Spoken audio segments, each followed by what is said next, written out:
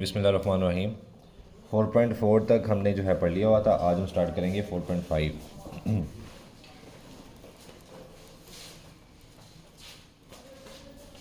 कोशिश करेंगे कि आज जो है हम ख़त्म ना करें 4.5, लेकिन जितनी आसान मुझे लग रही है, मुझे लग रहा है कि आज ख़त्म हो जाएगी। तो क्वेश्चन 1 देखिएगा।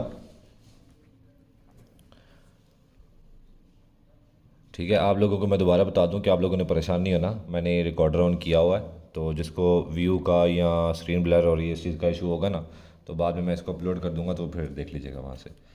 ठीक है, ओके जी। क्वेश्चन 1 से 4 4 सवाल है, जिसमें लिखा है use the remainder theorem to find the remainder when the first polynomial is divided by the second polynomial. ठीक है, पहले मैं एक सवाल लिख लेता हूँ। पहला पार्ट आप देख लें। इसमें फ़र्स्ट पॉलिनोमियल को हमने डिवाइड करना है, तो जितने चारों पार्ट्स में फ़र्स्ट पॉलिनोमियल को मैं पी ऑफ एक्स के साथ लिख लेता हूँ।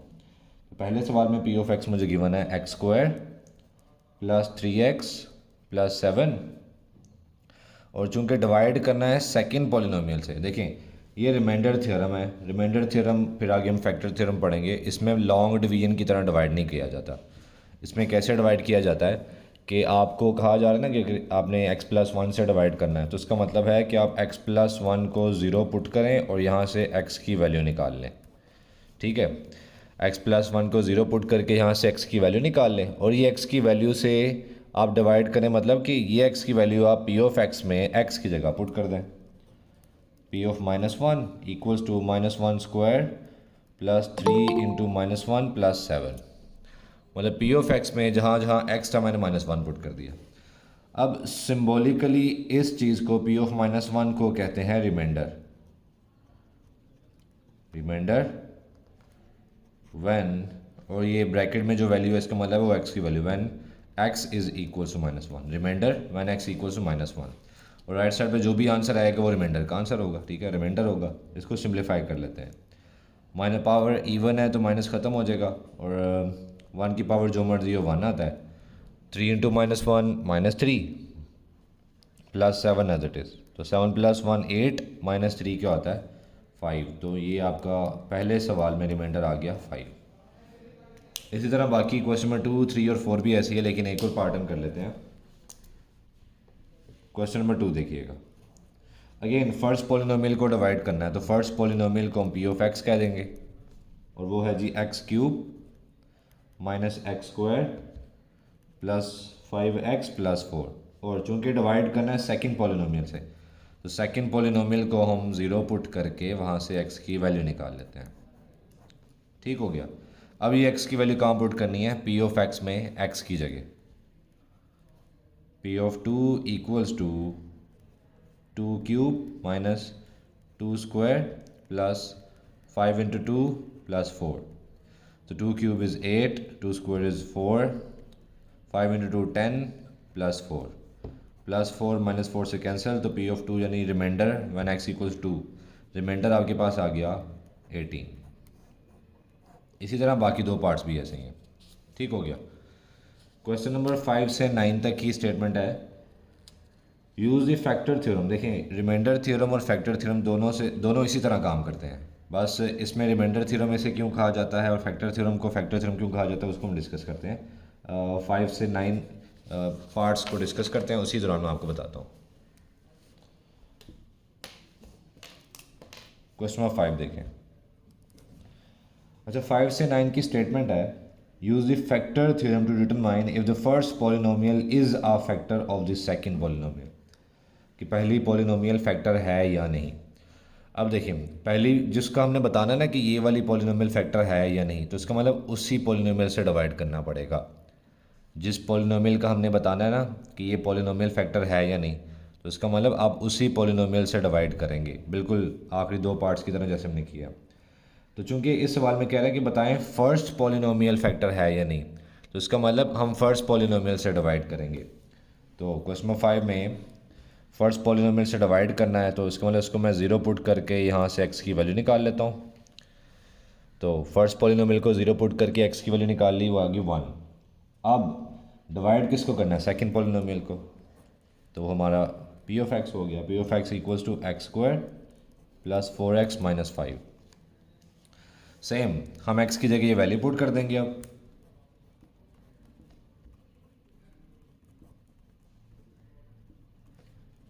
1 + 4 - 5, तो P ऑफ 1 आपके पास आ गया 0। अब देखें रिमाइंडर थ्योरम और फैक्टर थ्योरम में थोड़ा सा डिफरेंस। अगर तो आप जिस पॉलिनोमियल से डिवाइड कर रहे हैं, डिवाइड करने से आपका रिमाइंडर ज़ीरो आ जाता है, तो इसका मतलब वो पॉलिनोमियल जिससे आप डिवाइड कर रहे हैं वो फैक्टर कहलाएगी। अब चूंकि x-1 से मैंने डिवाइड किया तो रिमाइंडर ज़ीरो आ गया, सो x-1 क्या कहलाएगा? Factor of p of x। x-1 is a factor of p of x। ठीक हो गया, ये चीज़ लिखनी है क्योंकि उसने पूछी है। अगर आप ये नहीं लिखेंगे कि वो फैक्टर है या नहीं है तो आपका एक नंबर तो कट जाएगा। ठीक है, दोबारा सुनिएगा। अगर मैं x-1 से डिवाइड कर रहा हूँ और रिमाइंडर ज़ीरो आ रहा है, इसका मतलब x-1 क्या है? x-1 is a factor. ठीक है, और अगर मैं x-1 से डिवाइड कर रहा हूँ और रिमाइंडर ज़ीरो नहीं आ रहा, तो इसका मतलब x-1 is not a factor. Clear? एक और पार्ट इसका देख लेते हैं, 7 देखिएगा। अगेन फर्स्ट पॉलिनोमियल को हमने बताना है कि वो फैक्टर है या नहीं। तो 7 पार्ट में फर्स्ट पॉलिनोमियल है ओमेगा प्लस 2, तो ओमेगा प्लस 2 को 0 पुट कर लें और यहाँ से ओमेगा की वैल्यू निकाल लें। तो आप देखें इस सवाल में वेरिएबल अब x नहीं है, वेरिएबल अब ओमेगा है। तो आपकी जो सेकंड पॉलिनोमियल है ना, जिसे आपने डिवाइड करना है, उसे आपने p ऑफ x नहीं लिखना है, उसे आपने p ऑफ ओमेगा लिखना है, क्योंकि सवाल में वेरिएबल क्या है? ओमेगा। तो p ऑफ ओमेगा में गिवन है 2 omega cube plus omega square -4 omega plus 7। ठीक हो गया। अब अगेन ओमेगा की वैल्यू जो निकाली वो सब्स्टिट्यूट कर देते हैं। p of -2 equals to 2 -2 cube -2 square -4 into -2 plus 7। जी देखते हैं आंसर ज़ीरो आता है कि नहीं। अगर आंसर ज़ीरो आ गया तो ओमेगा प्लस 2 फैक्टर कहलाएगा, अगर रिमाइंडर ज़ीरो नहीं आया तो ओमेगा प्लस 2 फैक्टर नहीं कहलाएगा। ठीक है, 2 पावर चूँकि ओड है तो माइनस ख़त्म नहीं होगा, और 2 क्यूब होता है 8, पावर इवन है तो माइनस ख़त्म, और 2 स्क्वायर होता है 4, minus minus plus 4 into 2 8 plus 7 as it is. ये हो गया -16, यह जी 12, ये हो गया 19, तो -16 प्लस 19 होता है 3। तो p ऑफ -2 आपके पास आ रहा है 3। अब चूंकि p ऑफ -2 का आंसर ज़ीरो नहीं आया, so omega plus 2 is not a factor, ये फैक्टर नहीं है ऑफ p ऑफ ओमेगा। सही हो गया।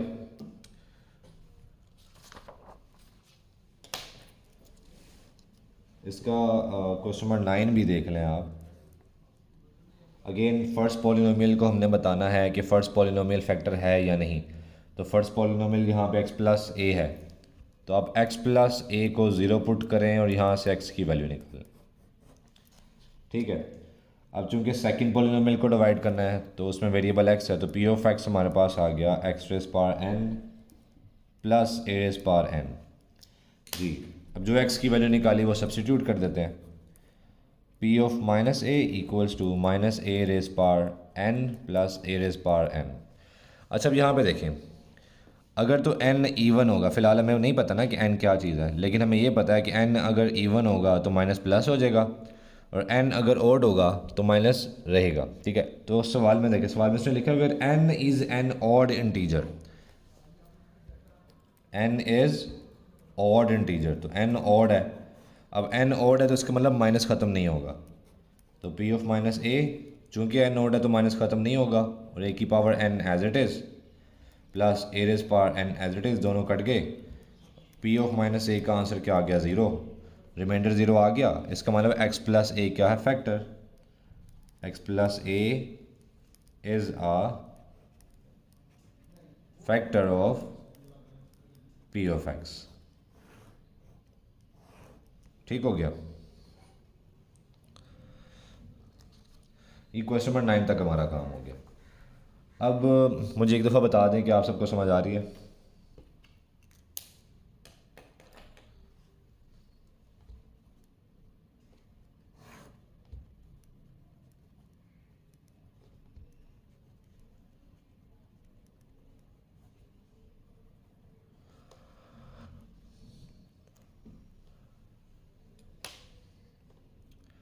जी जी, मैं आपकी तरफ से इंतज़ार कर रहा हूँ। आ रही है सर समझ। ओके आ गया सर। ओके, चलें ठीक है, आगे चलते हैं। अच्छा, क्वेश्चन नंबर 10 से ऑनवर्ड चलने से पहले एक चीज़ हम थोड़ा ब्रेनस्टॉर्मिंग कर लेते हैं। देखिए, समझ लें कि आपने हमने पीछे पढ़ा कि एक्स आप जिस पॉलिनोमियल से डिवाइड कर रहे हैं वो फैक्टर कब होगी और फैक्टर कब नहीं होगी। फैक्टर कब होगी जो रिमाइंडर ज़ीरो आ जाएगा, और फैक्टर कब नहीं होगी जो रिमाइंडर ज़ीरो नहीं आएगा। अब समझ लें कि एक्स प्लस ए फैक्टर है, x plus A is a factor. तो अगर x प्लस ए फैक्टर है तो आप x प्लस ए से जो x की वैल्यू निकालेंगे ना उसे क्या कहेंगे, रूट, मतलब factor of p of x है ना अगर, तो आप फैक्टर से जो x की वैल्यू निकालेंगे ज़ीरो पुट करके उसे कहेंगे root of p of x, या फिर zero of p of x, या फिर solution of p of x. ठीक है, लेकिन अगर x प्लस ए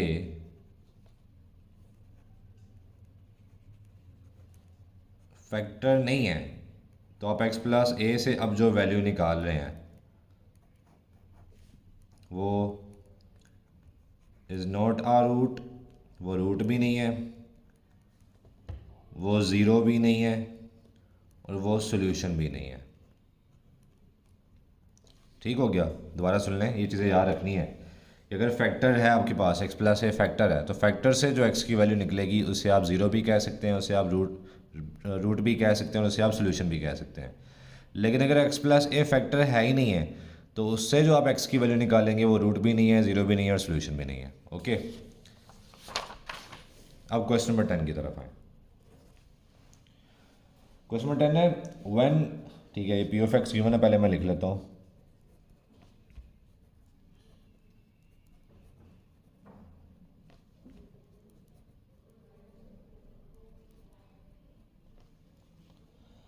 ओके, क्वेश्चन नंबर 10 11 दोनों सेम है और ये इंपॉर्टेंट शॉर्ट भी है। 10 one x four plus two x Q plus के एक्स स्क्वायर प्लस थ्री, ये पॉलिनोमियल है। One polynomial is divided by x minus two, देखें एक्स माइनस टू से डिवाइड करना है तो एक्स माइनस टू को ज़ीरो पुट करके यहाँ से एक्स की वैल्यू निकाल ली मैंने। ठीक हो गया। When polynomial is divided by x minus two, the remainder is one, हमें रिमाइंडर ऑलरेडी गिवन है। देखिए रिमाइंडर को हमने पीछे क्या लिखा था, p ऑफ x की जगह टू लिखना है तो इसको p ऑफ टू लिखूंगा, यानी हमें गिवन क्या है, रिमाइंडर वन गिवन है, मतलब p ऑफ टू हमें वन गिवन है, ये याद रखिएगा। रिमाइंडर वन गिवन है मतलब p ऑफ टू हमें वन गिवन है। वापिस आएगा सवाल की तरफ। When p of x is divided by x minus two, the remainder is one, find the value of k। Okay जी, काम बड़ा आसान है।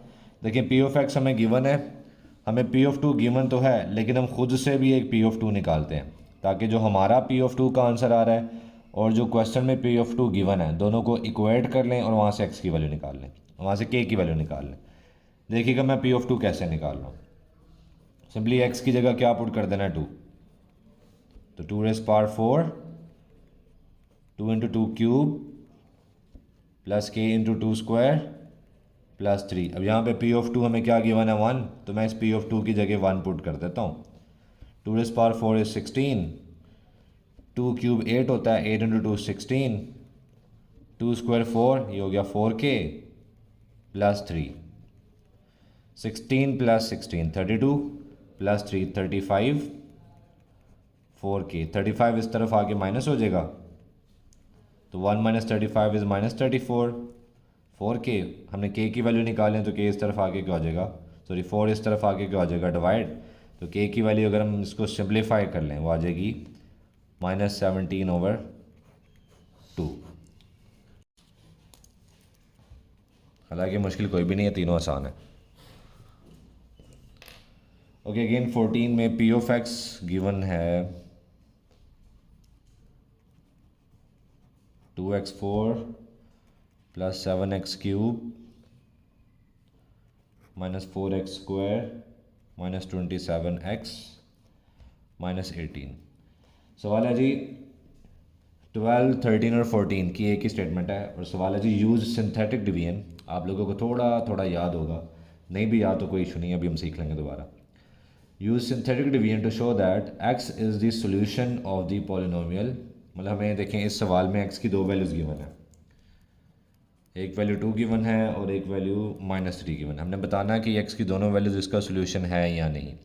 तो बड़ा आसान है, हम इनको डिवाइड करेंगे और डिवाइड करने से अगर रिमाइंडर 0 आ गया तो उसका मतलब x की दोनों वैल्यूज़ क्या हैं, सोल्यूशन है।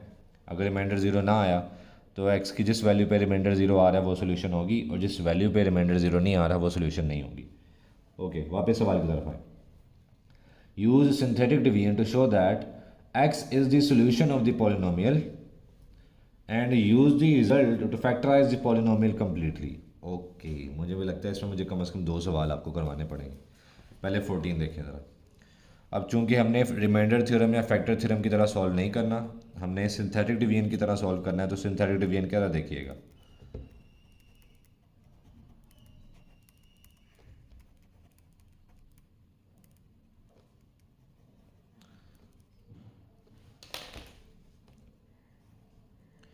तो सिंथेटिक डिवीजन में आपने क्या करना होता है, आपको जो भी पॉलिनोमियल गिवन है ना उसमें पहले देखें सबसे मतलब डिग्री क्या है, हाईएस्ट पावर ऑफ वेरिएबल क्या है, x4। ठीक है, तो x4 से स्टार्ट करते हैं। पहले आप x4 का कोफिशिएंट लिखें, 2 आ गया। फिर थोड़ा सा गैप दें और x4 के बाद क्या होता है x3, उसका कोफिशिएंट लिखें। फिर x3 के बाद x² होता है, उसका कोफिशिएंट लिखें। फिर x² के बाद x होता है, उसका कोफिशिएंट लिखें।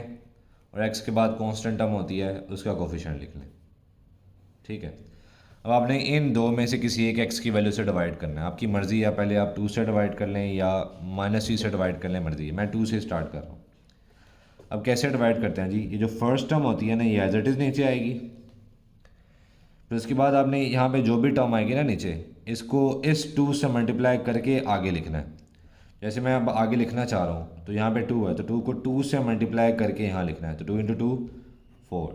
फिर इसके बाद दोनों को ऐड करें, 7 + 4 = 11। अगेन आगे लिखने के लिए मुझे इस 11 को 2 से मल्टीप्लाई करना पड़ेगा। तो 11 × 2 22। इन दोनों को ऐड कर दें 18। अब अगेन 18 × 2 36। इनको ऐड कर दें 9। 9 × 2 18। इनको ऐड कर दें तो ये लास्ट वाली वैल्यू रिमाइंडर होती है। अब चूंकि रिमाइंडर 0 आ गया, इसका मतलब x = इज़ आ सोल्यूशन। देखें 2 से डिवाइड कर लिया, अब इसी को आगे लेके चल रहा हूँ मैं। अब 2 के बाद मैं -3 से डिवाइड करने लगा। Same first term as it is.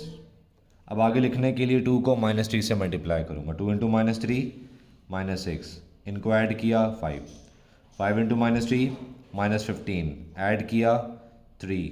3 × -3 -9। Add किया तो इसका रिमाइंडर भी 0 आ गया। मतलब x = 2 और x = -3 ये दोनों इसके सोल्यूशन हैं। सो ये तुमने पता कर लिया कि सोल्यूशन है। ये लिख लेता हूँ पहले मैं।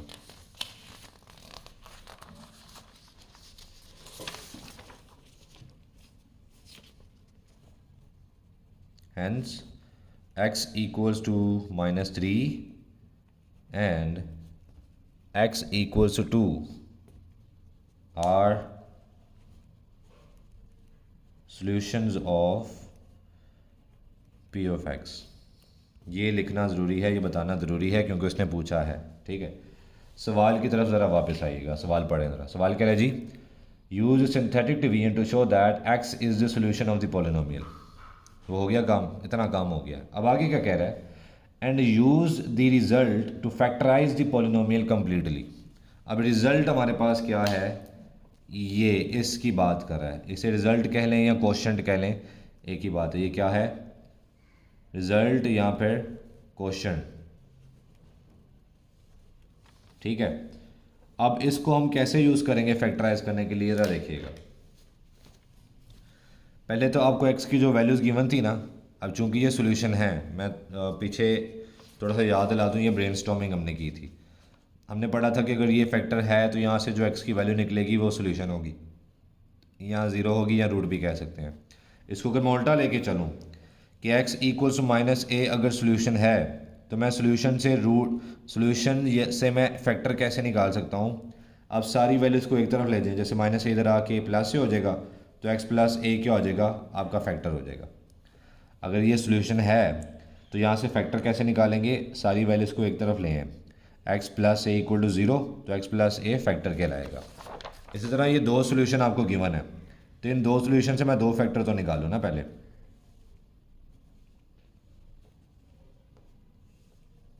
-3 इस तरफ आके +3, एक x + 3 फैक्टर हो गया, और 2 इस तरफ आके -2, x - 2 = 0 हो जाएगा, तो x - 2 ये दूसरा फैक्टर हो गया। अब रिज़ल्ट हमारा क्या है जी, यहाँ पे ये जो रिज़ल्ट है,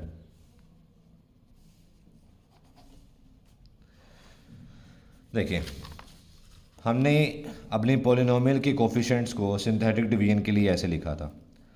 अगर मैं इस चीज़ को वापस पॉलिनोमियल की फॉर्म में लिखता तो कैसे आता, 2x4 दरमियान में कोई साइन नहीं यानी प्लस, 2x4 + 7x³ मतलब एक एक वेरिएबल की पावर कम करता जा रहा हूँ, 2x4 + 7x³ - 4x² - 27x - 18 = 0। सही है। याद रखिएगा जब आप डिवाइड करते हैं ना, जैसे मैंने यहाँ पे इस स्टेप में एक दफ़ा डिवाइड किया, तो डिवाइड करने से एक डिग्री कम हो जाती है, मतलब इसकी डिग्री थी 4, इसकी पावर थी 4 वेरिएबल की। जब मैंने इन सब को डिवाइड किया तो ये जो रिज़ल्ट आया इसका, यहाँ पे पावर 4 नहीं होगी, यहाँ पे पावर 3 होगी, तो पावर 3 के लिहाज से ये क्या बन जाता, 2x³ + 11x² + 18x + 9 = 0। लेकिन मैंने इसको दोबारा फिर डिवाइड कर दिया -3 से, तो इसकी डिग्री x³ थी, फिर डिवाइड किया तो ये जो रिज़ल्ट है यहाँ पे x³ से x² डिग्री आ गई। मतलब ये हमारा, अगर इसको मैं वापस पॉलिनोमियल की फॉर्म में लिखूँ तो ये क्या हो जाएगा, 2x², पावर 4 थी, पावर क्यूब होगी, यहाँ पे स्क्वायर होगी, तो 2x² + 5x + 3 = 0। ये हमारा रिज़ल्ट है। अब इसको फैक्टराइज करेंगे हम, मिड टर्म ब्रेकिंग हो रही है तो कर दें।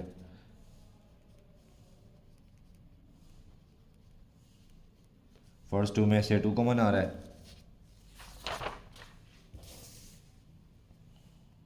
2x कॉमन आ रहा है तो x + 1 + 3 कॉमन आ रहा है, x + 1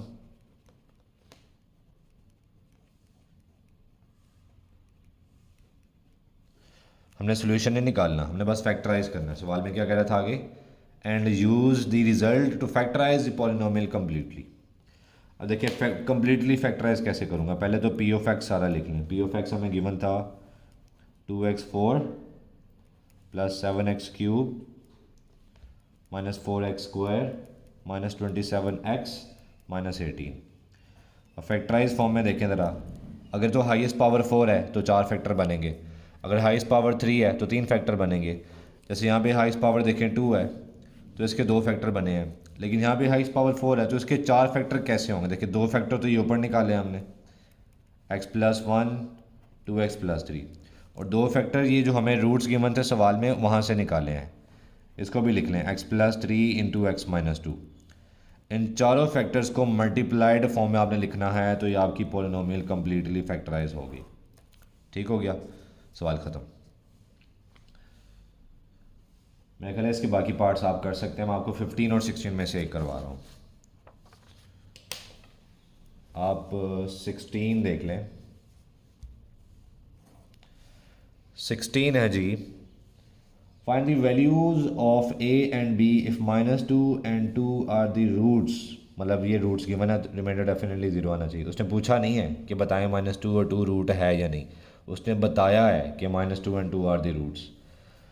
if -2 and 2 are the roots of the polynomial, तो पॉलिनोमियल गिवन है x³ - 4x² + ax + b।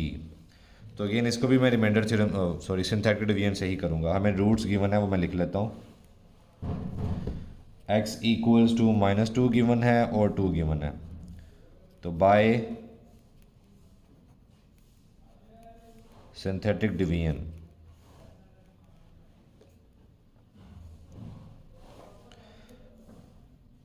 देखिए जी, सबसे बड़ा वेरिएबल x³ है तो x³ से ही स्टार्ट करेंगे। x³ का कोफिशिएंट आ गया 1, फिर x³ के बाद x² होता है। देखिए अगर खुदा ना खासा ऐसे होता है कि x³ के बाद x² वाली टर्म ना लिखी होती तो आपको x² का कोफिशिएंट 0 लिखना था, ठीक है। लेकिन फ़िलहाल यहाँ पे सारी वैल्यूज़ आपको गिवन है, तो x³ का कोफिशिएंट 1 आ गया, x² का कोफिशिएंट -4 आ गया, x² के बाद x होता है उसका कोफिशिएंट a आ गया, और x के बाद कांस्टेंट टर्म होती है वो है b। मैं दोबारा बता रहा हूँ, ये पहले आपने देखना है सबसे बड़ा वेरिएबल कौन सा है, फिर उसके बाद आपने सबसे उससे डिसेंडिंग ऑर्डर में सब वेरिएबल के कोफिशिएंट लिखने हैं। अगर उससे नीचे कोई वेरिएबल वाली टर्म गिवन नहीं है तो आप उसका कोफिशिएंट ज़ीरो लिखेंगे, उसको स्किप नहीं करना, उसका कोफिशिएंट ज़ीरो लिखेंगे आप। ओके, तो आपकी मर्ज़ी, आप -2 से डिवाइड कर लें या 2 से डिवाइड कर लें। मैं -2 से ही स्टार्ट कर रहा हूँ। तो again first term as it is, अब 1 को -2 से मल्टीप्लाई करके आगे लिखेंगे, ठीक है। ऐड किया, फिर -6 इंटू -2 12।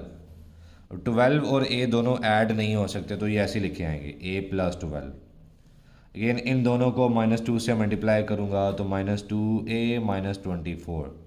अब अगेन a b और कांस्टेंट तीनों वैल्यूज़ डिफरेंट हैं, तीनों को ऐड नहीं किया जा सकता तो ये ऐसे लिख रहा हूँ मैं -2a + b -24। ये लास्ट वाली वैल्यू रिमाइंडर होती है। अच्छा, चूँकि सवाल में हमें बता दिया गया है कि ये सोल्यूशन है, ये रूट हैं, तो इसका मतलब मैं इसे डिवाइड करूँगा तो जो भी रिमाइंडर आएगा मैं उसको ज़ीरो पुट कर सकता हूँ।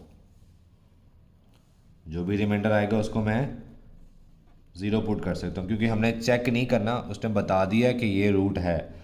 बता देने का मतलब है कि आखिर में जो भी रिमाइंडर आता है हम उसको, जो भी आ जाए, वो ज़ीरो है या नहीं है, हम उसको ज़ीरो पुट कर सकते हैं, ठीक है।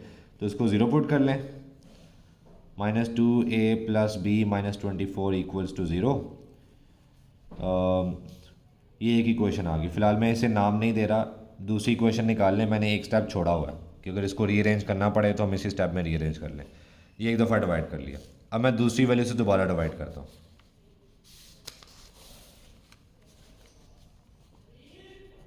अगेन 1 -4 a b, पहले -2 से डिवाइड किया था, अब मैं 2 से डिवाइड करने लगा हूँ।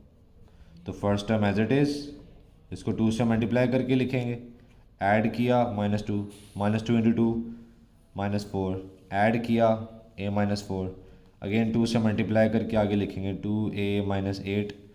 अगेन ऐड करूँगा, तीनों वैल्यूज़ डिफरेंट है तो 2a + b -8। अगेन जो भी रिमाइंडर आएगा वो ज़ीरो पुट कर सकते हैं क्योंकि ये रूट है, हम रूट से डिवाइड कर रहे हैं।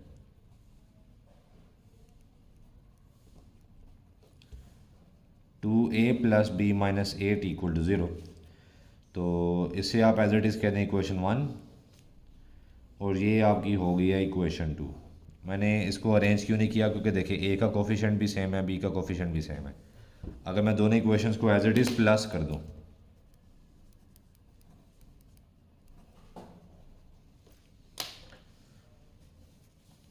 देखिए लेफ्ट हैंड साइड से प्लस होगी, यहाँ पे लेफ्ट हैंड साइड है -2a + b -24 प्लस 2 की लेफ्ट हैंड साइड है 2a + b -8 = right hand side से माइनस होगी, सॉरी प्लस होगी, प्लस कर रहे हैं हम। ब्रैकेट्स ओपन करें तो देखिए प्लस की वजह से फ़र्क नहीं पड़ता, -2a + 2a से कट जाएगा, b + b 2b हो जाएगा, -24 -8 -32 होता है, -32 दूसरी तरफ जाके +32, b की वैल्यू निकालनी है, 2 इस तरफ आके डिवाइड होगा तो 32/2 = 16। ये b की वैल्यू किसी भी एक इक्वेशन में पुट कर दें जिन दो को आप सॉल्व कर रहे हैं उनमें से, तो मैं इसको वापस 2 में पुट कर रहा हूँ। तो 2a + b की जगह 16 -8 = 0। 16 - 8 होता है 8, +8 इस तरफ आ गया -8, 2 आके डिवाइड होगा तो -4/2 = -2। तो ये a और b की वैल्यू निकल आई।